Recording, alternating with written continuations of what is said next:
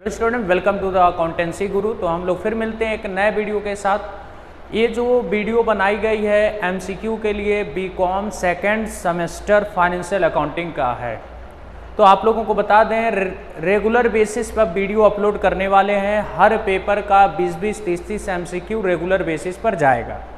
तो हर एक पेपर का नियर अबाउट 100 से 150 एमसीक्यू हम अपलोड करेंगे धीरे धीरे।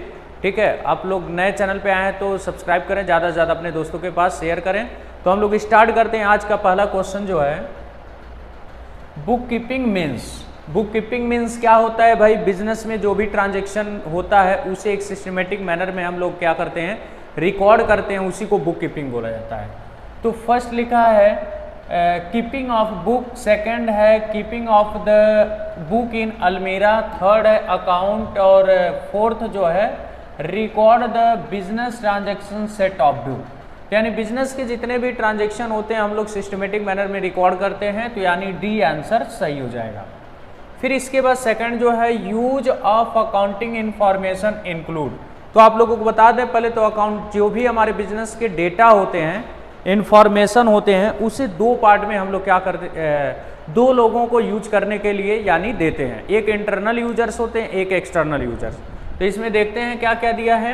फर्स्ट लिखा है एम्प्लॉय के लिए भी यूजफुल होता है, इन्वेस्टर के लिए भी होता है, गवर्नमेंट के लिए होता है, ऑल ऑफ दीज यानी सबके लिए। आंसर डी आप लोगों का सही हो जाएगा।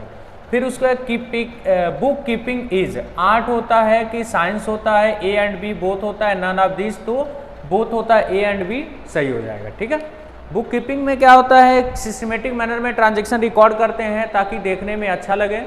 फिर उसका एक रूल एंड रेगुलेशन होता है, उस रूल एंड रेगुलेशन टेक्नोलॉजी को हमें स्टडी करना पड़ता है, तब हम बुक कीपिंग अच्छे से कर पाते हैं। फिर उसके बाद नेक्स्ट क्वेश्चन है अकाउंटिंग इक्वेशन इज राइट। कौन सा अकाउंटिंग इक्वेशन जो है राइट है? Assets is equal to liability plus capital, assets plus capital plus liability, और assets plus capital is equal to liability, none of this. तो assets is equal to liability plus capital, ये equation हम लोगों का सही हो जाएगा, फर्स्ट सही हो जाएगा। फिर उसके बाद लिखा है the policy anticipated no profit and provide loss then provision. यानी कौन सा पॉलिसी ये कहता है कि अगर प्रॉफिट होता है तो उसे हम लोग इग्नोर करते हैं, होने वाला रहता है फ्यूचर में, लॉस होता है तो उसके लिए प्रोविजन बनाते हैं।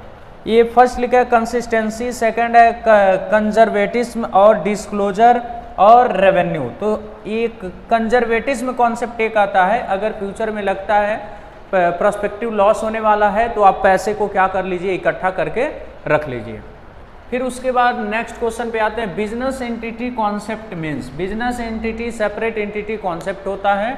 Option separate concept, revenue concept, full disclosure concept, none of this, तो सेपरेट कॉन्सेप्ट ऑप्शन ए सही हो जाएगा। डेप्रिसिएशन रिलेटेड टू, किस एएस से रिलेटेड डेप्रिसिएशन है? एएस 1, एएस 2, एएस 6, एएस 5, तो एएस 6 हम लोगों का आंसर सही हो जाएगा। और नेट प्रॉफिट रिलेटेड टू किस एएस से है? एएस 1, एएस 3, एएस 5 और नन ऑफ दिस, तो एएस 5 हम लोगों का सही हो जाएगा। फिर उसके बाद लिखा है कैश फ्लो स्टेटमेंट का एएस क्या है? एएस 1, एएस 3, एएस 5, एएस 6 यानी एएस 3 हम लोगों का करेक्ट आंसर हो जाएगा, राइट। फिर इसके बाद double entry system invented by, किसके द्वारा? विलियम पिकलिस के द्वारा, जे.आर. बॉटली by Lucas Pacioli, Aryan Carter, यानी लूकस पैसियोली के द्वारा डबल एंट्री सिस्टम को लाया गया था। और double entry system introduce in America, Japan, India, Italy. तो इटली में इंट्रोड्यूस हुआ था double entry system. Double entry system started in किस सन में आया था? 1949, 1494, 1499, नन ऑफ दिस, तो 1494 में आया था। First stage of double entry system, यानी डबल एंट्री सिस्टम के फर्स्ट स्टेज क्या होते हैं? डबल एंट्री सिस्टम का फर्स्ट स्टेज होता है original record, posting, classifying, none of this original record होता है। तो फिर उसके बाद लिखा है double entry system means, double entry system means क्या होता है भाई? Entry for two aspect, entry record two time, A and B both, और नन ऑफ दिस। तो एंट्री फॉर टू एस्पेक्ट यानी हर ट्रांजेक्शन के कितने एस्पेक्ट होते हैं? 2 साइड होते हैं। उसके double entry system keep record of personal account, real account, nominal account, all of this, तो ऑल ऑफ दिस होता है, ठीक है। यानी डबल एंट्री सिस्टम में तीनों अकाउंट को कंसीडर करता है। How many types of account, 1 2 3, none of this, तो personal account, real account, nominal account 3 होते हैं, तो हम लोगों का ए सी सही हो जाएगा। Capital account is personal account, real account, nominal account, यहाँ नन ऑफ दिस रहेगा, नॉमिनल अकाउंट, ठीक है, नन ऑफ दिस। तो हम लोगों का कैपिटल अकाउंट पर्सनल अकाउंट होता है। Outstanding salary account is personal account, real account, nominal account, none of this. तो आउटस्टैंडिंग जहां देखो प्रीपेड, आउटस्टैंडिंग, अक्रूड, अनअक्रूड लग गया, वो कौन सा अकाउंट हो जाता है, पर्सनल अकाउंट में कन्वर्ट हो जाता है। Drawing account is personal account, real account, nominal account, none of this. तो ड्राइंग अकाउंट जो होता है पर्सनल अकाउंट होता है। Purchase account is personal account, real account, nominal account, all of this, यानी नॉमिनल अकाउंट परचेस अकाउंट होता है, ठीक है। तो फिर हम लोग अगले क्वेश्चन की तरफ बढ़ते हैं। अगला क्वेश्चन है wages paid debited will be. अगर वेजेस हम लोग पेड करते हैं तो डेबिट क्या होता है।